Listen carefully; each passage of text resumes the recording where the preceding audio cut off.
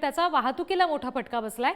पाली आंबा नदी पुलाच्या सभोवताली पाण्याचा वेढा पडलेला आहे। दोन्ही बाजूची वाहतूक त्याच्यामुळे खोळंबली आहे। नवीन पुलाचा उपयोग मात्र शून्यच आहे। कोट्यवधी रुपयांचा निधी पाण्यात गेलाय असंच म्हणावं लागेल।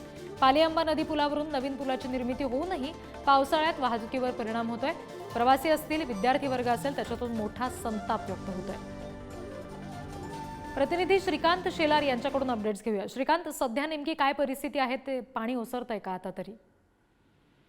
रिद्धी, जर का आपण पाहिलात तर हा पाली खोपली जो राज्य महामार्ग आहे, पाली जवळील आंबा नदी आहे आणि ती आता ओव्हरफ्लो होऊन रस्त्याच्या वरून पाणी वाहत असल्याने येथील शाळकरी मुलं असतील किंवा प्रवास करणारे प्रवासी असतील यांनी मात्र आता तीव्र नाराजी व्यक्त केलेली आहे।